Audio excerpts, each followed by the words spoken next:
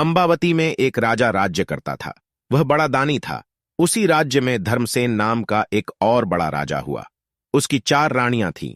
एक थी ब्राह्मण, दूसरी क्षत्रिय, तीसरी वैश्य और चौथी शूद्र ब्राह्मणी से एक पुत्र हुआ, जिसका नाम ब्राह्मणीत रखा गया। क्षत्राणी से 3 बेटे हुए, एक का नाम शंख, दूसरे का नाम विक्रमादित्य और तीसरे का भर्तृहरि रखा गया। वैश्य से एक लड़का हुआ, जिसका नाम चंद्र रखा गया। शूद्रानी से धन्वंतारी हुए। जब वे लड़के बड़े हुए तो ब्राह्मणी का बेटा घर से निकल पड़ा और धारापुर आया। हे राजन, वहां के राजा तुम्हारे पिता थे। उस लड़के ने राजा को मार डाला और राज्य अपने हाथ में लेकर के उज्जैन पहुंचा। संयोग की बात है कि उज्जैन में आते ही वह मर गया। उसके मरने पर क्षत्राणी का बेटा शंख गद्दी पर बैठा। कुछ समय बाद विक्रमादित्य गद्दी पर बैठे। एक दिन राजा विक्रमादित्य को राजा बाहुबल के बारे में पता चला कि जिस गद्दी पर वह बैठे हैं वह राजा बाहुबल की कृपा से है।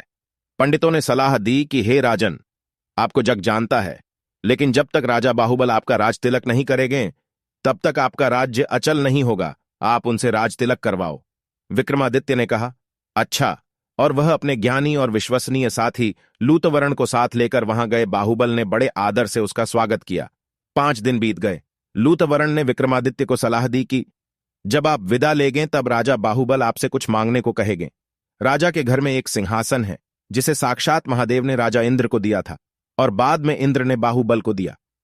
उस सिंहासन में यह गुण है कि जो उस पर बैठेगा वह 7 द्वीप नवखंड पृथ्वी पर राज करेगा। उसमें बहुत से जवाहरात जड़े हैं। उसमें सांचे में ढालकर 32 पुतलियां लगाई गई हैं। हे राजन, तुम उसी सिंहासन को मांग लेना। अगले दिन जब विक्रमादित्य विदा लेने गए तो उसने वही सिंहासन मांग लिया।